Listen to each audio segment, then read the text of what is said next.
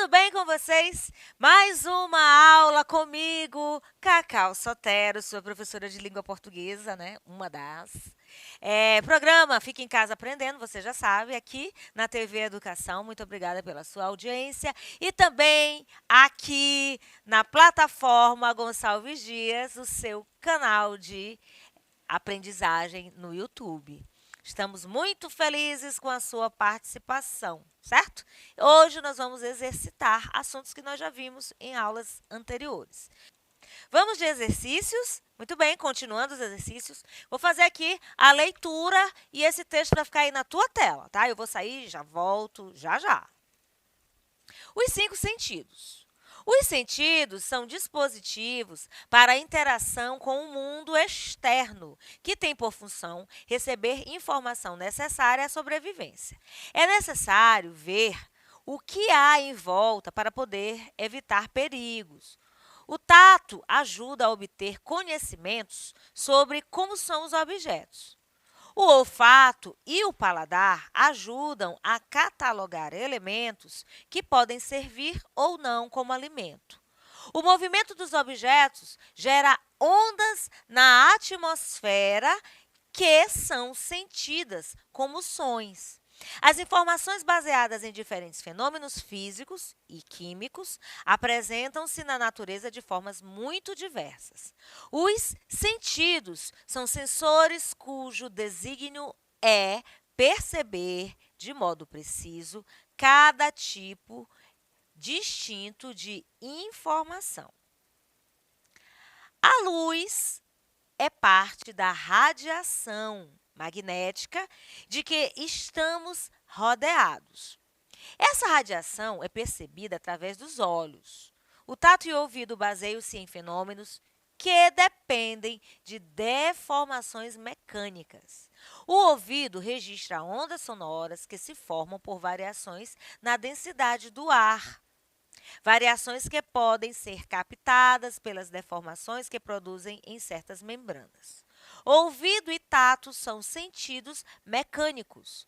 Outro tipo de informação nos chega por meio de moléculas químicas distintas que se desprendem das substâncias. Elas são captadas por meio de sentidos químicos, o paladar e o olfato. Esses se constituem nos tradicionais 5 sentidos que foram estabelecidos já por Aristóteles. Olha só, uma descobertinha aqui, para quem não sabia. Quem descobriu aí os nossos 5 sentidos, né? Tato, visão, olfato, paladar e audição, ó, Aristóteles. Então, não é por isso, aliás, é por isso que tudo de sabedoria está por ali, pela Grécia. Vamos ver o que esse texto enorme vai nos ajudar em relação à gramática, tá bom? Porque em relação à ciência, a gente já aprendeu aqui, já reviu alguma coisa. O segundo parágrafo do texto, que eu vou voltar aqui para você ver, esse aqui, ó, a gente fala já dele. Tendo em vista sua organização sintática, constitui-se basicamente de orações complexas, ou seja, elas não estão assim tão fáceis. Isto é, principais seguidas por outras orações. Aí, as alternativas. Elas são formadas, no caso, o período é formado por orações substantivas e adverbiais. Bom, Cacau, mas a gente ainda não estudou orações adverbiais, verdade? Então, talvez não seja esta a resposta, mas substantivas nós já sabemos. Adjetivas e adverbiais, adjetivas ou substantivas. Vamos voltar ao texto? Então, começa aqui, ó. A luz é parte da radiação magnética de que estamos rodeados, ou seja, luz magnética a qual estamos rodeados. Então, aqui a gente já tem uma oração adjetiva, né? Olha o pronome relativo.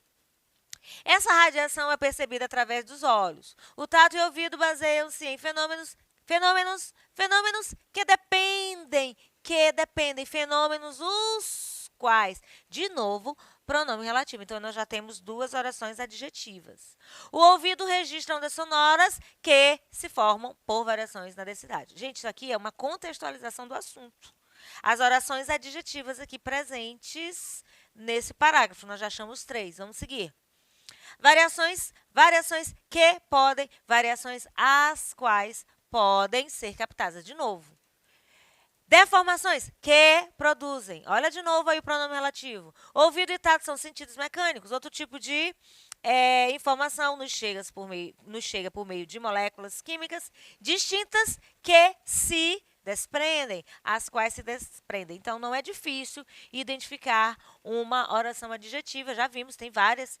Elas são captadas por meio de sentidos químicos, o paladar e o olfato. Esses se constituem nos tradicionais 5 sentidos que foram estabelecidos por Aristóteles. Resposta correta, você já sabe, é a letra D.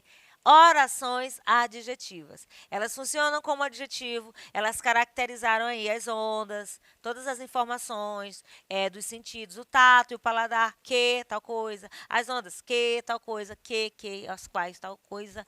Nós temos aqui a exemplificação bem legal num texto de orações adjetivas. Segunda questão, as orações destacadas. Aqui eu não vou sair da tela, não, vou ficar aqui com vocês. Ó. Era um homem de frases curtas. A boca dele só abria para dizer coisas importantes. Que estranho, né? A boca dele. Ninguém queria falar dessas coisas. Então, aqui eu tenho 2 orações que estão destacadas. E a questão quer que nós, a convertamos em um só período. Se fizermos isso, vai corresponder aqui. A primeira, então, era um homem de frases curtas, cuja boca dele só abria para dizer coisas importantes que ninguém queria falar delas. Ou seria, cuja boca só abria para dizer coisas importantes sobre as quais ninguém queria falar. Cuja a boca só abria para dizer coisas importantes sobre o que ninguém queria falar. Cuja boca dele só abria para dizer coisas importantes que ninguém queria falar sobre elas. Cuja boca só se abria para dizer coisas importantes de que ninguém queria falar. Então, é fácil demais. Você já anotou, você já percebeu que a resposta correta é a letra B. Era um homem de frases curtas, cuja boca só se abria para dizer coisas importantes sobre as quais ninguém queria falar. É uma elaboração melhor do que a boca dele. Ainda bem que não é mulher, porque seria a boca dela. Faria-se aí, far-se-ia. É o que chamamos de cacofonia, quando você junta palavras e sai um som bem diferente, Boca dela, lembrar de quê? Do feminino de cachorro, tá certo? Mais um exercício, considere as seguintes ocorrências. Eu tenho um primo, aqui, gente, nós temos um A e B, 2A e B, 3A, 4A e B. E aí, a pergunta é, em que casos a letra B, 2A e B, eu pulei, 3A. Qual casos aí a letra B apresenta uma versão de A obedecendo a norma culta? Presta atenção. Número 1. Eu tenho um primo que ele vai assumir a presidência do banco. Eu tenho um primo que ele vai. Presta atenção na construção. Eu tenho um primo que ele assumirá. Fica melhor? Aqui, apresentou-se o candidato que as contas de campanha dele apresentam problema. Apresentou-se um candidato que as contas de campanha dele, fica uma coisa meio... Presta atenção. Apresentou-se o candidato que as contas de campanha apresentam problemas. 3. Os usos de internet onde se ressentem ainda de legislação específica estão em debate. 4. É impossível prever qual será o desenlace para as crises que o conferencista se referiu a elas. Aí eu não vou nem ler a letra B. Eu leio? Claro que eu vou ler. É impossível prever qual o desenlace para as crises a que se referiu o conferencista. E ainda aqui, em que casos? A letra B faz uma versão melhor. Bom, gente, de cara aqui, campanha dele apresentam problemas, as contas de campanha apresentam problemas, dá para dar uma olhadinha e ver onde é que a construção fica melhor, de acordo com a norma culta. Tcharam! Aqui, Os usos da internet, onde se ressentem ainda de legislação específica, estão em debate. A Constituição está ótima. É impossível prever qual será o desenlace para as crises que o conferencista se referiu a elas, tá?